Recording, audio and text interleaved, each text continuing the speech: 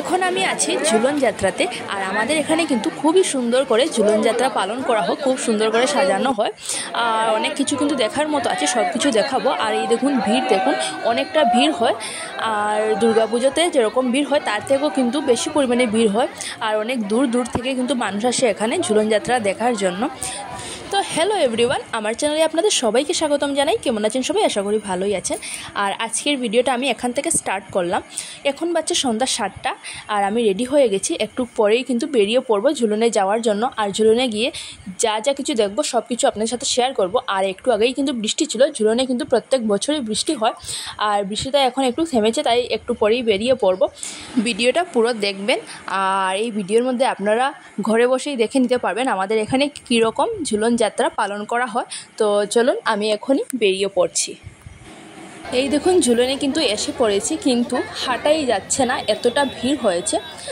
আর অনেক সময় লেগে গেছে এই জায়গাটা ক্রস করতে, এতটা ভিড় হয়েছে। আর দুই পাশেই কিন্তু দোকান বসেছে, মেলা বসেছে অনেক কিছু নিয়ে।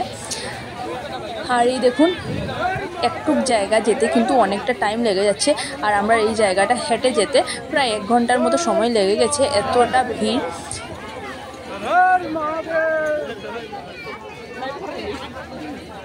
আর ভিডিওটা দেখার পর কিন্তু অবশ্যই কমেন্টে বলে যাবেন যে আমাদের এখানের ঝুলন যাত্রাটা কেমন হয়েছে। তো এই দেখুন ঝুলনের ডেকোরেশন এখান থেকে স্টার্ট হয়েছে, তো এখান থেকে অনেকটা জায়গা যাওয়ার পর, অনেকটা জায়গা নয়, আমাদের অনেকটা টাইম লেগেছে, কিন্তু জায়গা বেশি নয়, মানুষ বেশি, তাই যেতে যেতে অনেকটা টাইম লেগে গেছে। তো এই জায়গাটা যেতে অনেকটা টাইম লেগে গেছে। আর এই জায়গাটা ক্রস করার পরই কিন্তু আপনারা দেখতে পারবেন আমাদের এখানে দুর্লভচড়া বড় বাজারে ঝুলন যাত্রাতে এবছর কী কী থিম করা হয়েছে।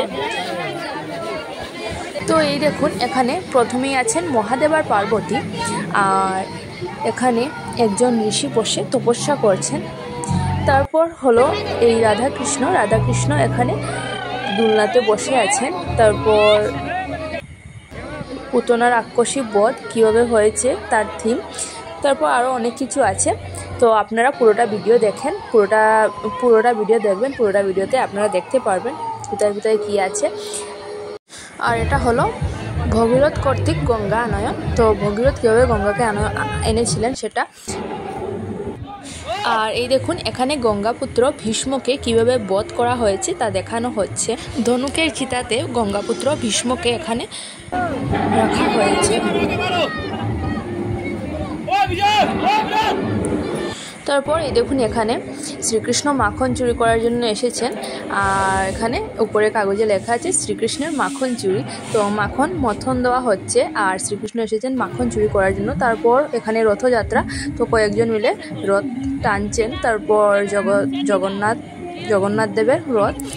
তারপর এই দেখুন এখানে মা দুর্গা আর অসুরকে বধ করছেন। তারপর আরও অনেক কিছু আছে, সব কিছু দেখাবো। আর এটা হলো রাজা দশরথ কিভাবে শব্দবেদ বাণ প্রয়োগ করেছিলেন শ্রবণ কুমারের উপর সেটা। তো এই দেখুন এখানে লেখা আছে। রাধাকৃষ্ণ দুলনাতে বসে দুল খাচ্ছেন, কি সুন্দর। আর এখানে কিন্তু পুজো করাও হয়েছে, এই দেখুন পুজোর ঘটও আছে। মহাদেব কৈলাস পর্বতের উপর বসে ধ্যান করছেন। তারপর এখানে হনুমানজি চেয়ারে বসে আছেন, খুব সুন্দর করে কিন্তু হনুমানজিকে চেয়ারে বসানো হয়েছে, এই দেখুন। তারপর এখানে হলো বালবন্ধু সুদামার প্রতি শ্রীকৃষ্ণের উদার প্রেমলীলা, সেটা দেখানো হচ্ছে। আর এই দেখুন এটা রথযাত্রা। তো রথযাত্রার রথ আর কয়েকজন লোক মিলে রথটা টানছেন, সেটা দেখানো হচ্ছে। আর এই দেখুন সর্দার বল্লভভাই পটেল হাওয়াই জাহাজ। তো এই থিমটা আছে। তারপর আরও অনেক কিছু আছে। আর এই দেখুন এখানে ভয়ানক আকর্ষণ ভূত প্রেত সবই আছেন। তো ভগবান শিবকে কিভাবে ভস্ম করার বিফল চেষ্টা করেছিলেন ভস্মাসুর, সেটার থিম এখানে। আর এই দেখুন এখানে শ্রীকৃষ্ণ কালিয়া দমন করছেন, কালিয়া নাগের উপর মাথায় উঠে নাচছেন, তো কালিয়া দমন। তারপর রাধাকৃষ্ণ এখানে রাসলীলা হচ্ছে।